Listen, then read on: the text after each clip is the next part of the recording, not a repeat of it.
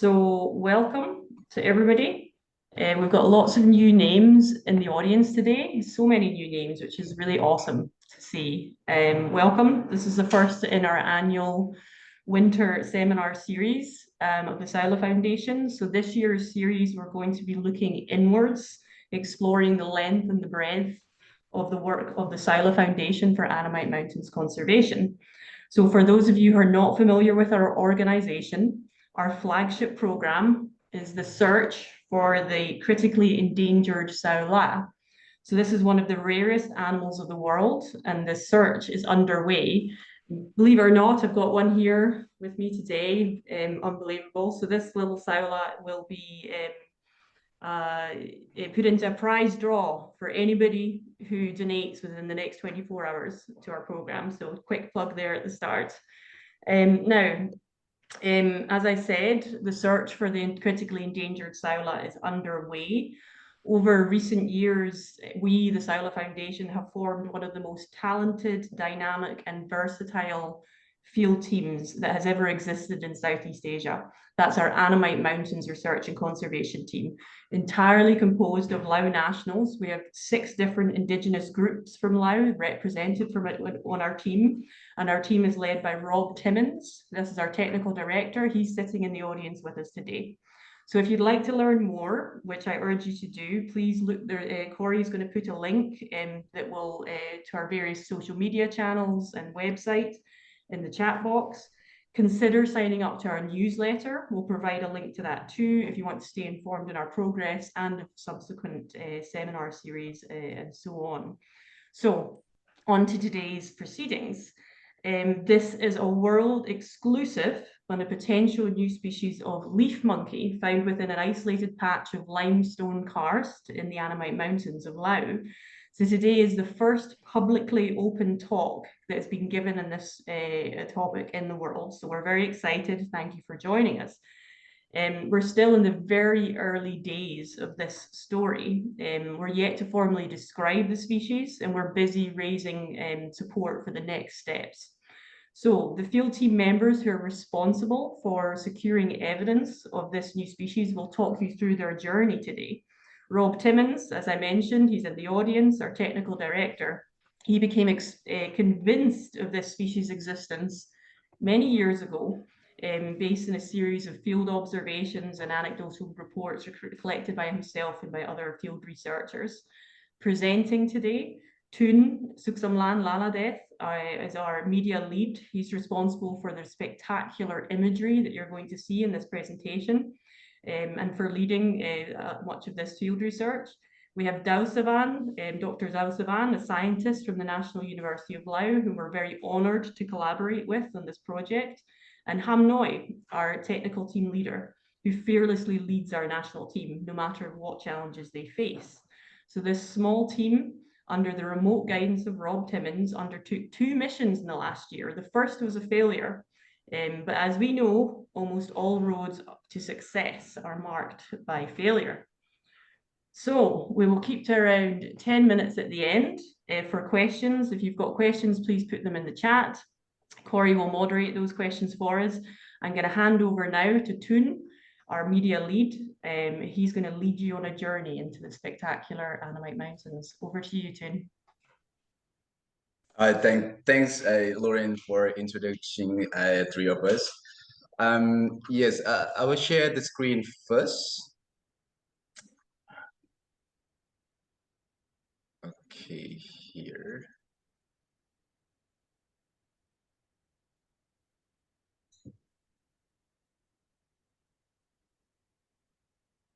Okay, did you see my screen? Yep. I do. Yeah. Okay. Yeah. Hello, everyone. Welcome to our seminar today. As Lauren mentioned, my name is Souksamlan, or you call me Toun. I am a media lead at Saola Foundation for Annamite Conservation. To me, the Annamite Mountains are the most unique nature heritage in Laos, and it is truly home to the wild variety of plants and animals, including rare and endemic species. Today we very much value and appreciate your time listening to our story about how we discovered new species of the leaf monkey in the Annamite Mountain. I remember back in June 2023, I had an opportunity to interview Rob Timin, technical director at Saola Foundation, who's explained about a species of a leaf monkey live in spectacular limestone karst. And as many times we know that doing research in limestone karst is tough mission. That's why we had to bring different skill and different knowledge and academic aspect to searching for a mystery of the monkey.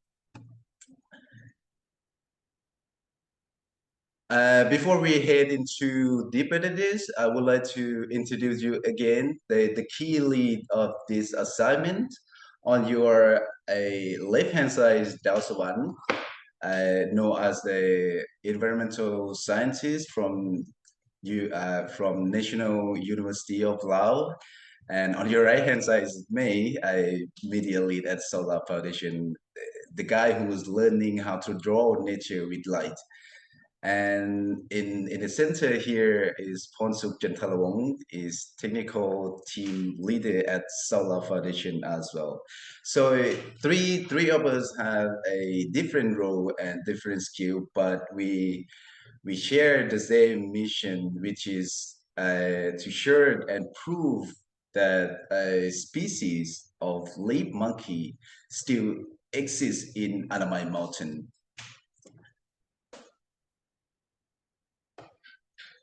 And before we head into the limestone karst that Lauren mentioned, I would like to share with you about the village. This is the vibe of the village. A small village, the population less than 300 people, and most of them doing farming, like lowland farming.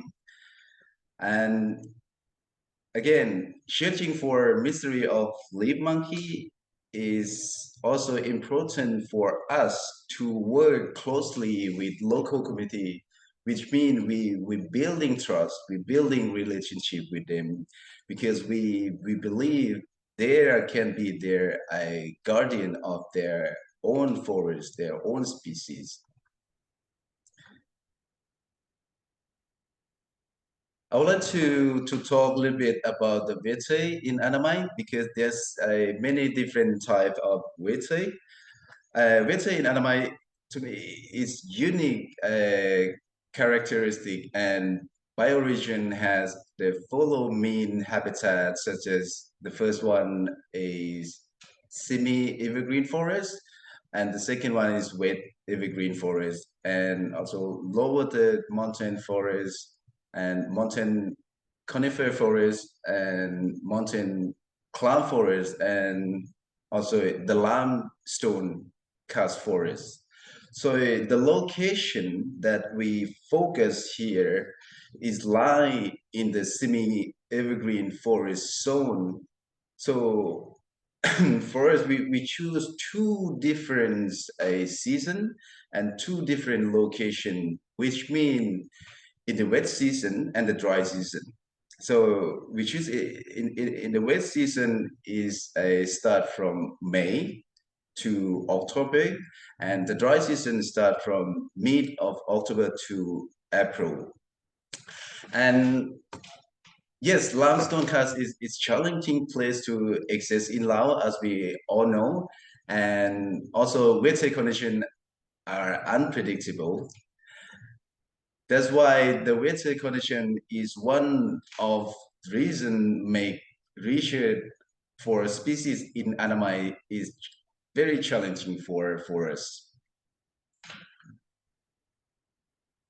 And here, as mentioned before, we focus on two different village. The first village is we call Nadi village, which is on your, I'm not sure, on your right hand side, lower third on your right hand side, and a Kamkuna village.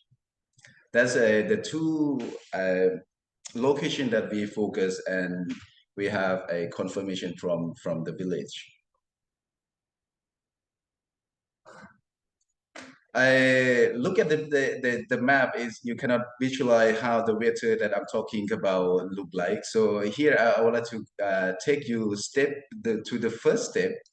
The survey begin at Ban Nadi as mentioned before. So on the first day when we start to step into the limestone karst, we was encounter with a rainstorm across from border from Vietnam.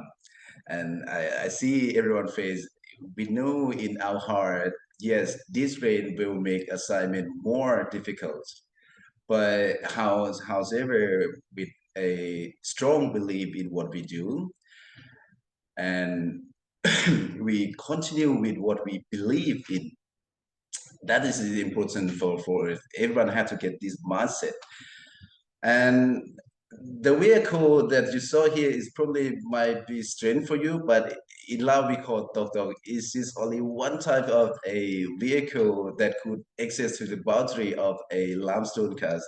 That's why we will walk like 2-3 days to get in the side that we aim to be. So after the vehicle, we know the survey, as mentioned, we know the survey is tough work. So what we need to do is to prepare ourselves. Prepare ourselves, what I mean prepare ourselves, we combine a solid team that has been trained more than 3 years with a international expert in the field, and also collaborate with an academic team from University of Laos. We move from pretty low altitude to the top of limestone karst, which means we hiking up to a spectacular environment where we believe the mystery of monkeys still exists. Um, I will show you a short clip of what hiking and camping and surveying conditions look like.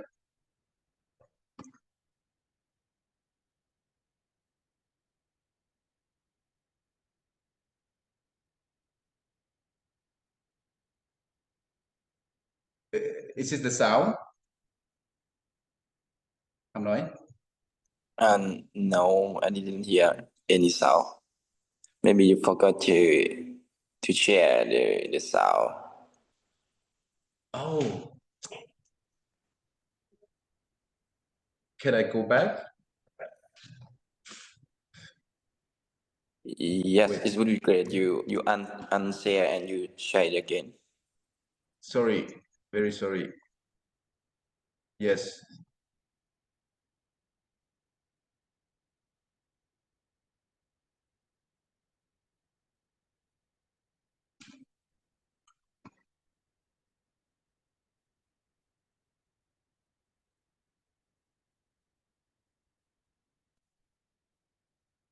It's coming.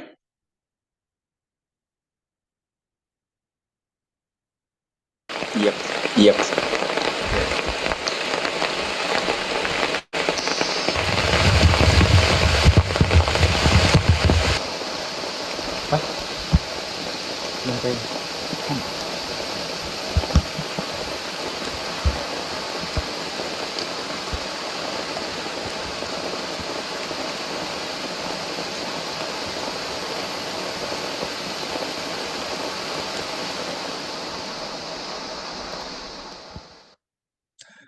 That's how a weather condition is look like when you're doing survey in the raining season.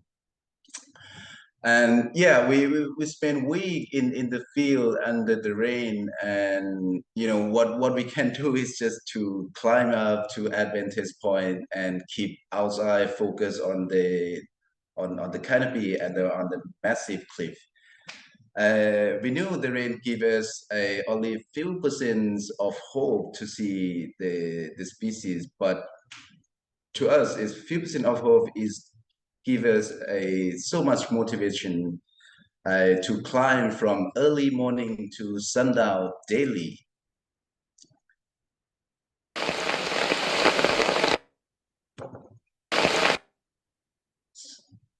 Right. Sorry for a technical. So as you see, the rain make assignments more difficult for us and harder to access to the mean where we would like to be. So overflowing water and heavy rain is where we found the failure and the lesson at the same time during the survey. And yes, that is the part of the failure, but the failure is not a it's not a negative one. We achieved and we learned so much from the fails. And in April 2024, we come back with our confidence. We combine skills and knowledge, patient, attempted, technical, academic, and photography aspect. Focus on one species in one spectacular limestone karst. Here I call photography because all of us love learning by doing. So from the foot of the mountain to the top of Langsurkat, each step we learn how to see the beauty of flora and fauna and record them systematically. So to me, it is beautiful opportunity to have a chance to follow in the footsteps of the expert who have passion for conservation and using photography, video, and audio to record species in spectacular area or supporting conservation is our learning and motivation are born.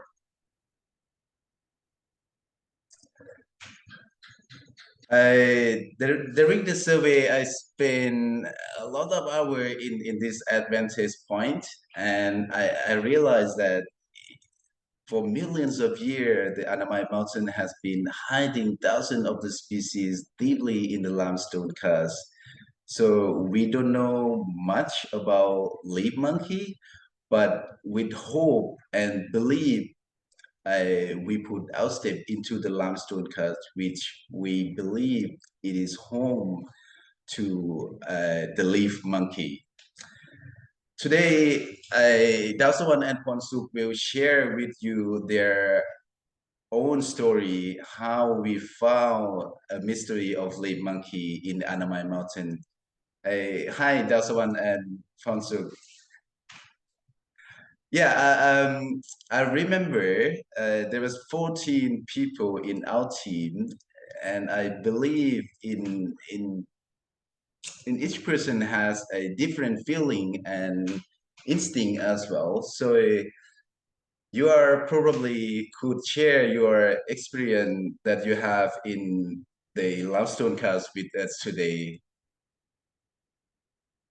Are you there? Yes, I'm ready. I'm gonna hand over to I would like to hear a story from the also one as well. Yeah. Hi, everyone. Thanks, Mr. Souksamlan, for introducing me. In short, you can call me just only Dao. It's okay. So, in this photograph, as Mr. Souksamlan mentioned earlier, on the unique characteristic and greatness of the limestone karst. So, running to question that where we should start to survey in this massive limestone karst. If we do survey randomly in this kind of huge area, it's really challenging. We may waste our time, money, and energy without any discovery.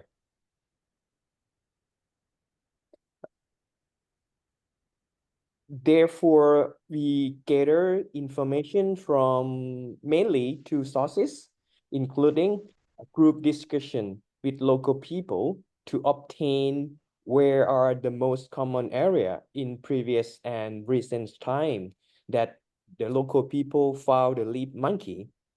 We also seeking the data from the previous other few surveys in this area.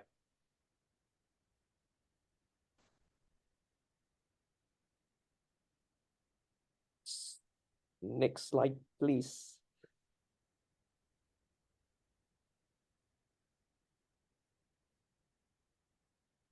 After synthesis the data, then we separate our team into 5 small groups.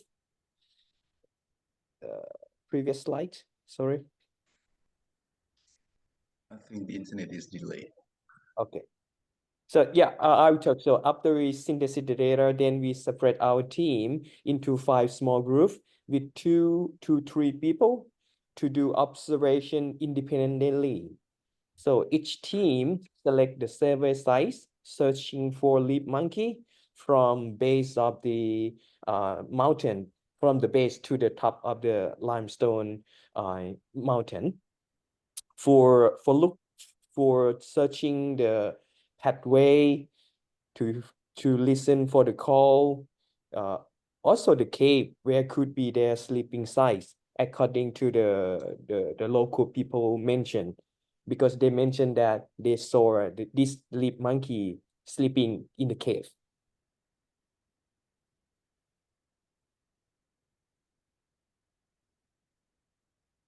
We do observations every day with very high patience, as Souksamlan mentioned before. So we required sit and steady. So in the morning, we start from 4 to 11 a.m. every day. We have to reach the observation point before the leaf monkeys start their movement. As you can see here, this is the morning time, but we use the headlamp to go up to the top of the mountain.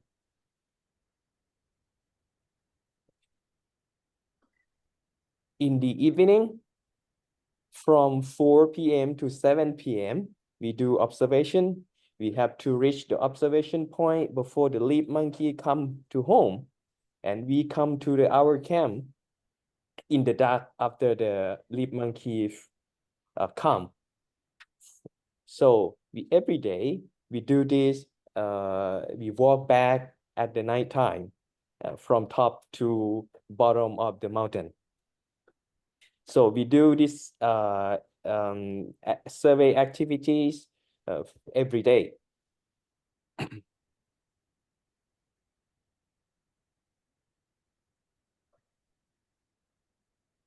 So finally, after our hard working on searching for the cave where could be the leaf monkey sleeping size, we found it, and this is the photograph of the cave where the leaf monkey is sleeping, which the entrance of the cave is vertical to the ground, with the length is about 2.5 meters and the width is about 1.5 meters. So before we go to see the leaf monkey, the pictures of the leaf monkey, I would like to hand over this presentation to Mr. Phonesouk or Hamnoy to share his feeling and impression to see the cave, this cave, at the first time. Please welcome Mr. Phonesouk. Thank you, Dr. Daosavanh. For your efforts in the survey to find the leaf monkey, I really understand your feelings. When you finally see the leaf monkey after so much waiting, it's an incredible moment. Hello everyone, my name is Phonesouk Chanthalavong, or you just call me Hamnoy. This is my short name. I am a field technical team leader for Saola Foundation. And today I want to take you deeper into the forest. I want you to imagine you are sitting with me, waiting quietly, when suddenly we see the leaf monkey group. Okay, before that, have you ever imagined what it's like to search for rare animals? When you walk deep into the forest, there is always hope. Hope that today you will see something special. But you also know it's not easy. These animals are shy, they hide and the forest is big. Sometimes you walk for days and see nothing, but still you keep hoping. And imagine you are walking quietly, and then you see it.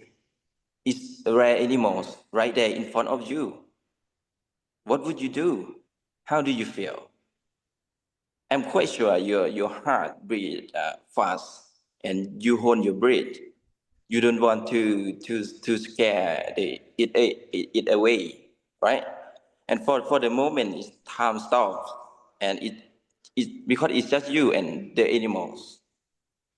This is the feeling we carry every day in the forest, the feeling of hope, because we never know when we will be lucky.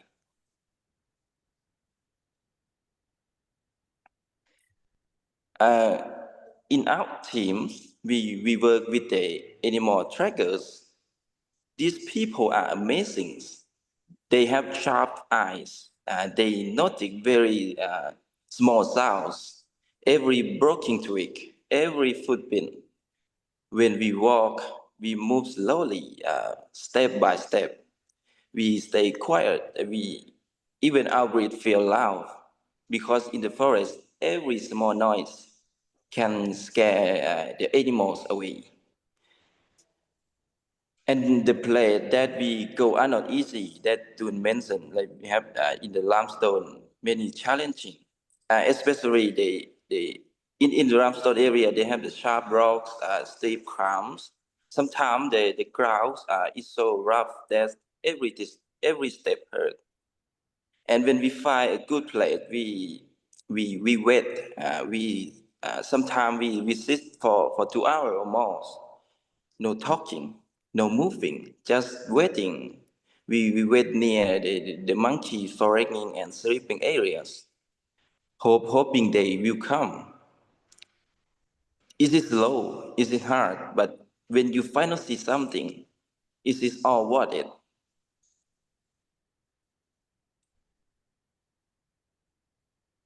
Next slide.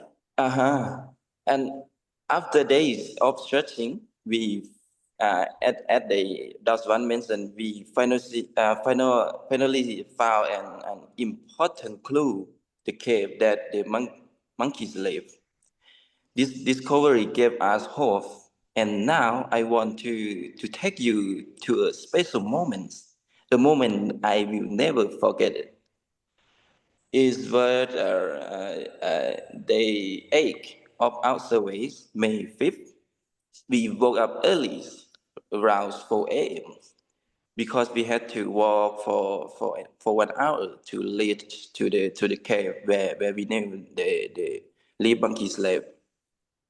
And then by 6 a.m., I was sitting quietly, hidden behind some rocks. Suddenly, I heard a sound, a soft snap, a twig breaking. My heart starts beating faster, breathes faster. Then something funny happened.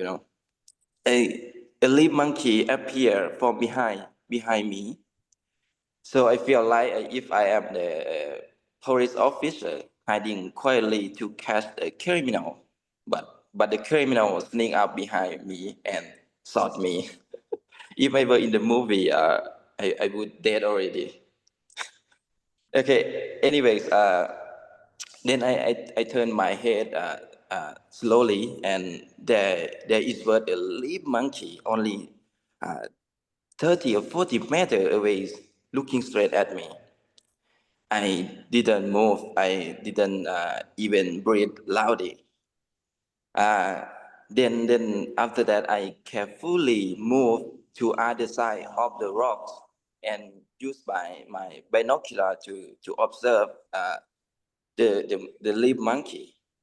The leaf monkey made a sound like a warning call, and jumped around the tree. Uh, it's called out 5 times, like it was telling the others something like, be careful, someone is here. And then something incredible happened. Small monkey appear, and over 10 of them, they came closer, curious. Some were just 10 meters away from me.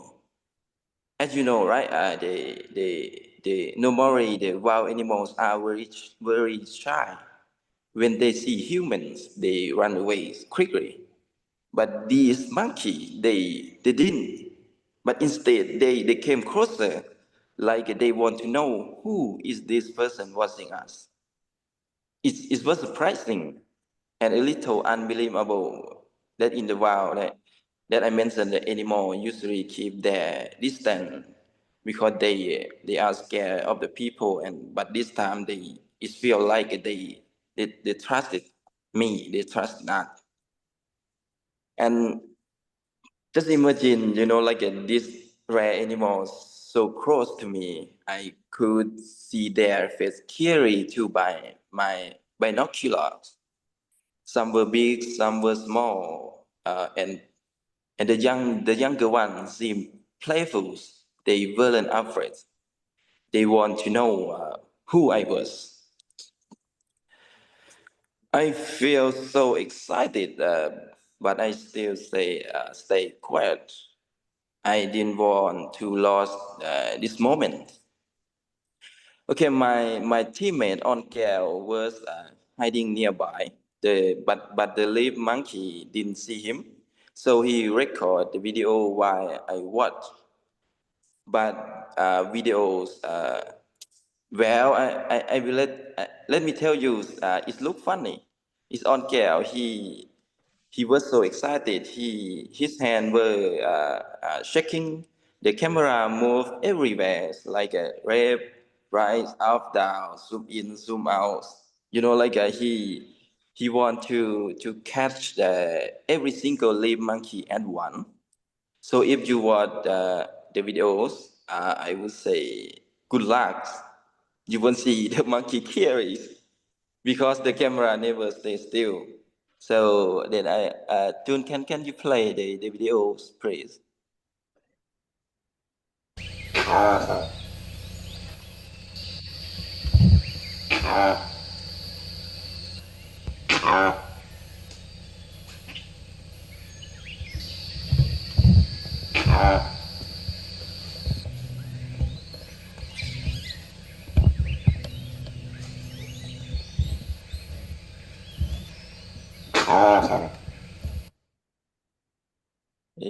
Yeah, as you can see, the camera never stays still.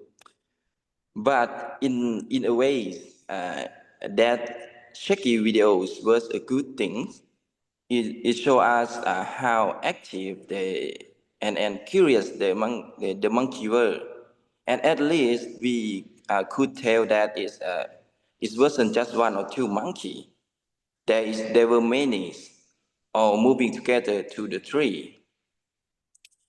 Then we sitting there around 30 minutes, and then at 6:35. The monkeys start to leave. The leaders stay behind. They calling out for 4 or 5 times until the whole group has safely gone up to the mountain. So in that moment, I feel something like a powerful connection. For a brief time, it was like we share the same world. These animals so rare and mysterious, but they let me see a part of their life. And this is why I love this work. It's not just about fighting animals. It's about feeling a part of the forest. And when you feel it, you never forget it. So thank you for coming with me on that journey. For me, that moment with the Leap Monkey Group is a memory that will stay in my heart forever. So now I would like to hand things back to Toun. Are you there, Toun? Yeah, thank you very much, Hamnoy, for sharing your story and your feeling during your encounter with a new species. Yeah, I remember when you coming back and then you give me a camera, and I remember you mentioned that the footage is filmed all over the place, shaking, moving left to right, up and down. uh, it's not a perfect shot as I wish, but when I check carefully the video, every movement, to me it is a perfect footage because the movement bring you in the place at the right time, at the right moment as well. That's why I call this a kind of like the beauty of the perfection in imperfection. So yeah, we heard all of the feeling, the encountering, the all of the feeling that Hamnoy mentioned. I was excited as well when I was there, but we stay in different location. So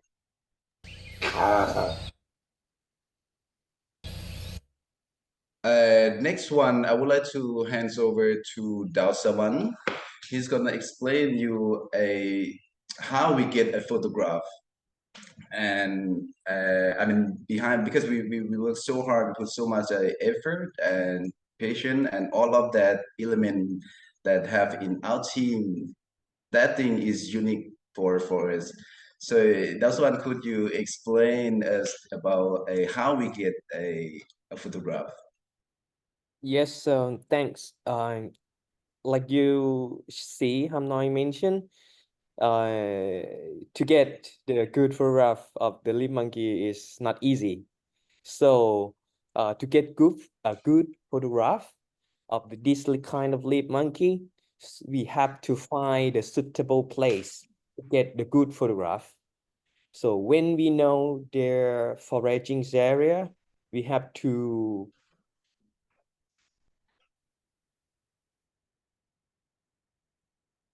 take the photograph.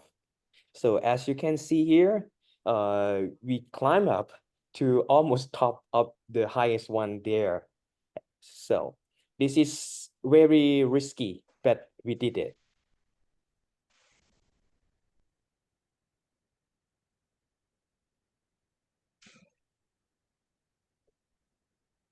So here you see, we saw them many times during our observation, but none of those able to get good photograph, as you can see from Hamnoy. Here, this is the result of our hard working and patient. This is the new leaf monkey from the limestone karst of the Bolikamsai province, central of the country.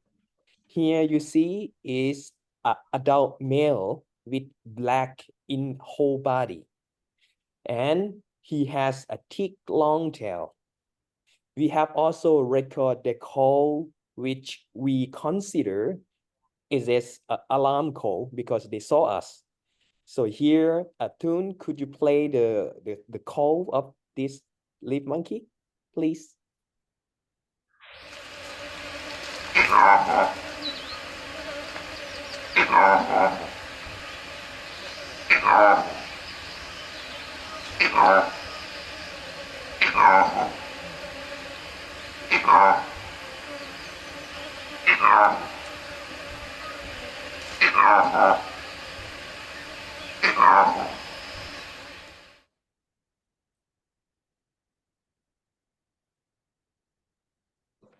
Yes, why this is a new species of leaf monkey?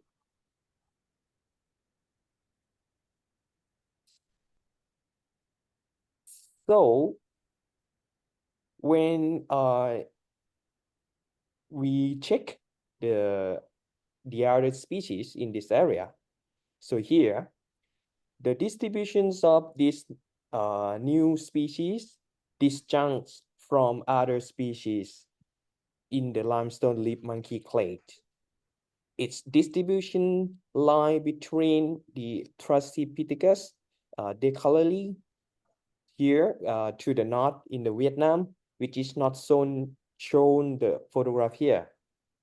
And the 3 southernmost species, including the Thrasipithecus lautum, Thrasipithecus hartinensis, and Thrasipithecus ebenus. Then here we compare the exonomorphologies of new species to those 3 species. The map above is the distribution area of each species. So the 3 southern species are very closely related, very similar, and only differ between each other in the patterns of white in their pelage or hair. As you can see here, the yellow circle, their head and face with clearly white on, but the new species, there is no any white on face or head. Also,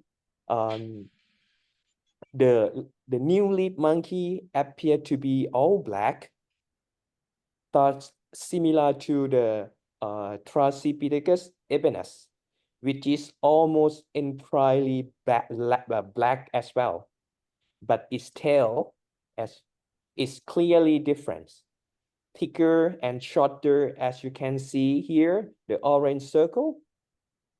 So it's quite clear, different. We haven't got, but anyway, we haven't got a large sample size, but the photo the team got from the several different individuals strongly suggests that this is a significantly shorter tail than any other species in this limestone leaf monkey clade. So we have to note that the tail are exceptionally long in this group of the monkey. So the tail of the new leaf monkey looks long, but when you compare it to other species, it is shorter. The tail thickness is also clearly thicker than the animal in this 3,000 species.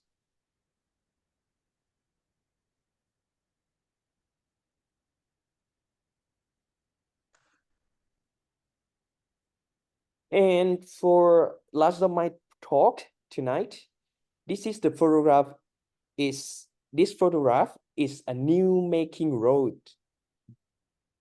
during a week of survey in this area, just very new create during the time that we survey. This road is direct to the forest where close to the new leaf monkey live. We assume that the local people make this road in order to get something big and heavy out from the forest, but we don't know what is it. This similar to other parts of the country and these regions. Deforestation is a major threat to wildlife, particularly in this area. Based on the modern machines, getting inside to the forest is much more fast.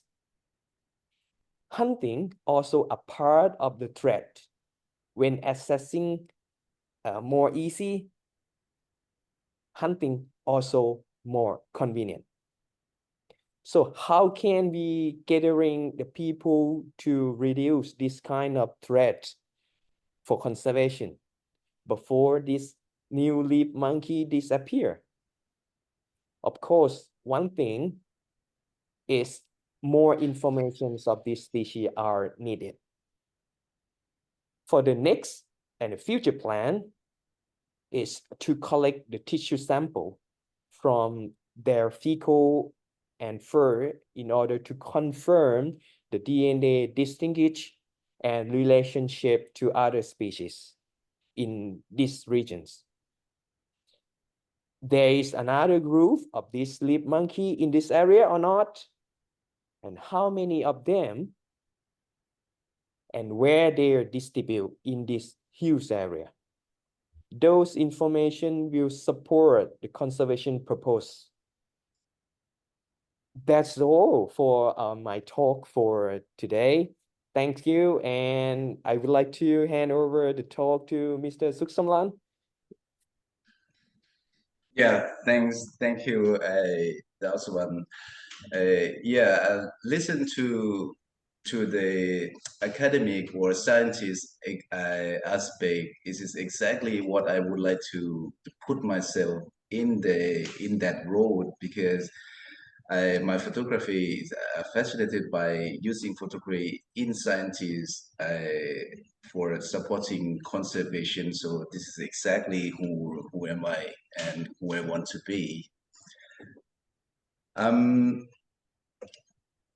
Yeah, as I mentioned at the beginning, we have 40 members in the team, and each team have different role and different skill as well. But because of different role, different skill, that make this assignment prove that the mystery of leaf monkey actually exists in Annamite Mountain. This is what I call how I call a team. Together everyone achieve more. This is very important for me. Oops. And yes, to me, conservation is all about working with people, and I believe everyone can make a something different and getting better for our future. But the question is, I mean, it is depends on you. It is your choice. It is your decision to make something different.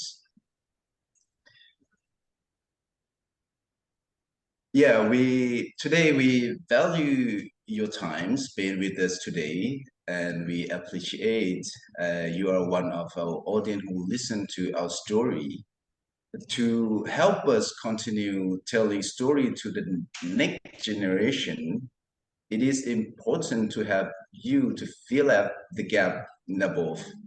So while we are presenting the mystery of new species, we have hope.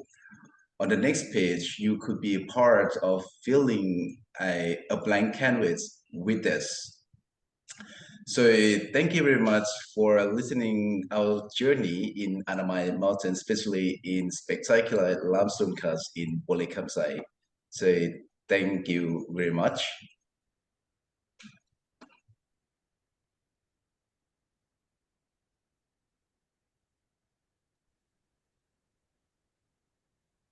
Thanks, Toun. So do we want to go straight into Q&A then? Is that okay?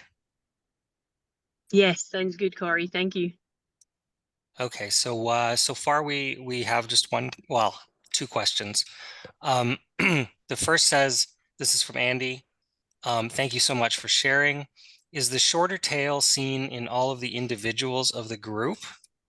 And could that seemingly shorter tail be due to the angle of the photo?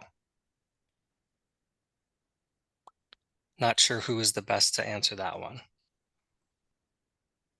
Yes, I can explain for that. The shorter tail is seem to be shorter in other individual of the group as well, because we also check from the video that we collect,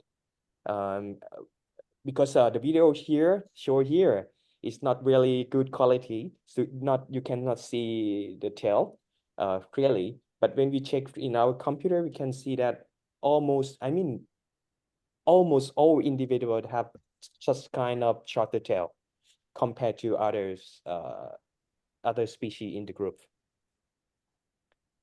Also, not just only shorter, but also the thickness, also almost all individual, they have similar thick of the tail.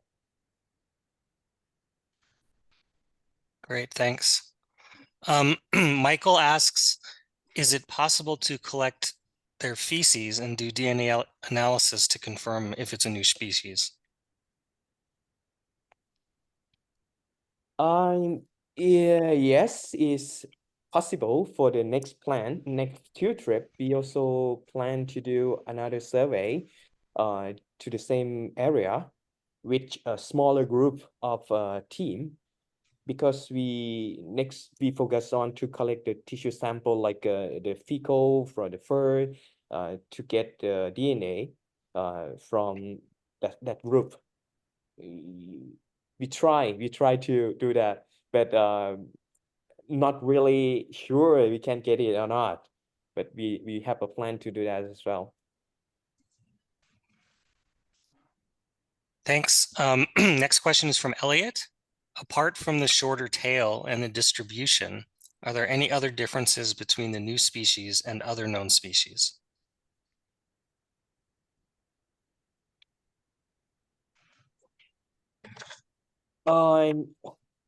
So from information that we have now, yes, of course, like the disjunct population, disjunct distribution.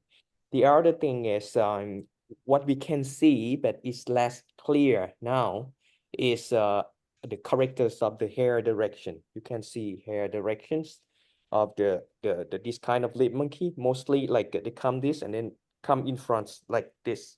But this new leaf monkey, it seemed to be go backward. So it's not clear now, but from the morphology that we have recently, we also think that this is also could be diagnostic characters of this species as well. And the other things, maybe you can see the photograph from the back of the new leaf monkey. You can see a kind of a gray or white stripe on his hip to the back. So that's one also we assume now is maybe another characters of this kind of this characters of this species. But anyway, it may come from also the direction and the light when we take a photograph. So this is, we also need more information to confirm more detail to say that this is really new species. But anyway, recently, based on this photograph, we discussed with other experts on this kind of roof, and they also agree that this could be a new species based on the morphologies, the distributions. Yes, and we are working on the manuscript on this to be a publication, to be public information for the audience. Yes, that's what I can say for another characters that we can use. Great, thanks. Manuel has 3 questions. I'll ask the first one, and then if we have more time, we can go back. I have 3 questions. The first one, how did you realize that there could be a new species of leaf monkey? Because you mentioned how you started sampling, but not how you knew about the possible existence of the new species. So this maybe Lawrence can help. Sure. I'm gonna actually, if Rob is available, Rob, I would love you to answer this question, please. But just try to keep it short. Hey, yep, I'm here. So actually back in 1995, having seen for the first time the loudleaf monkey, and thinking about the distribution of that species and all the other monkeys in this group, you know, there was this other area of limestone in Souksamlan, obviously disjunct, separated by a major river system. You know, the question was there a leaf monkey in that area of limestone? And if so, what would it be? And so I started doing interviews, and those interviews started to suggest that, you know, there definitely was one of these leaf monkeys in that limestone, and that it looked different. And so that's where I kind of became convinced that there would be a new species in that limestone. Great, thanks. And just so everyone knows, we're going to go a little bit over the top of the hour with some of the questions. And if there are any that we don't get to, we will reach out post presentation and answer the rest of the questions by email. So just FYI. Next question is from Jochen.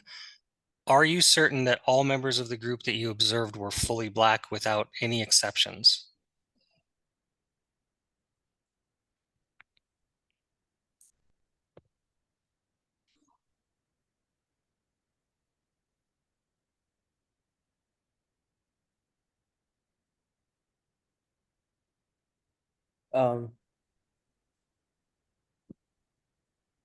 Hamnoy or Toun, maybe you can say about this, about the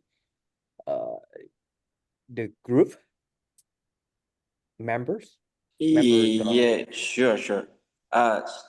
Yeah, I'm sure that all of the group that we found, that we saw, is all Black, because like I mentioned in at the moment that I see the leaf monkey group, I just observe 30 minutes of the leaf monkey group. I'm sure that all Black, all small and all the male one, adult one. Yeah. For that group that we found, that we saw, yeah, I'm sure. Great. From Amos, aside from the new species, what are the other langur species observed and distributed near the surveyed site? And how did the local villagers identify or distinguish the different species?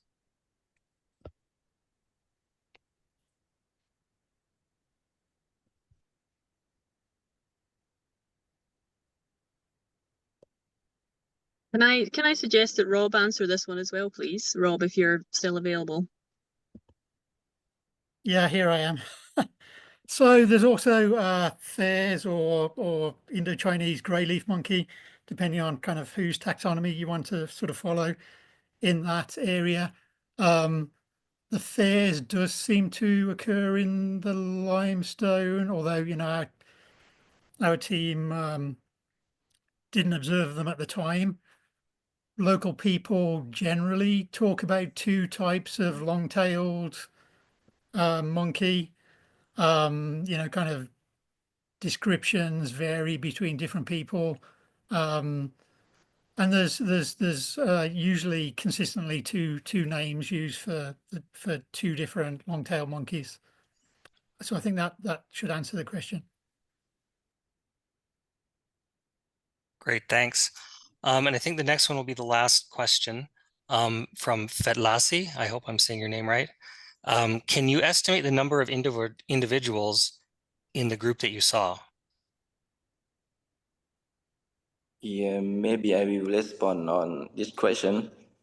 Yes, sure. As I mentioned, like it's hard to estimate, to count. You know, like they came up and in the same time many animal and jump around, but at my estimate and my count, it more than 10, but not over 15. Yeah, maybe something around 10 to 15 individuals. Yep. Great, thanks. So we're going to hand it back over to Lorraine to say a few words. And again, just FYI, and any of the questions we didn't get to, we will reach out after the talk. So thank you everyone for your questions. And Lorraine, you want to take it from here? Thank you, Corey. Thank you, everyone. Thank you to the speakers. I've acquired my own little species of monkey here during the talk. You'll be pleased to know. So yeah, wonderful session, and yeah, as Corey says, we'll get to anybody with questions that we weren't able to get to by email. Another just suggestion for new members of our audience to sign up to our newsletter, and that way you can follow the progress of the Monkey Project. and of all the other incredible things that the Saola Foundation are working on. We're going to see a real good look at that this year throughout the winter seminar series. So a little reminder, Saola, our flagship incredible species. Anyone who donates in the next 24 hours will get put into a prize draw for this little guy. So and those funds will go directly towards supporting the amazing work that you've heard about today. And with that, thank you very much, everybody. Have a lovely weekend, and hope to see you all for the next seminar. Thanks, everybody. Bye-bye. Thank you, everyone. Yeah, thank you. Links are in the chat for anyone who's looking for links to the newsletter and for the donation. Thanks, everyone.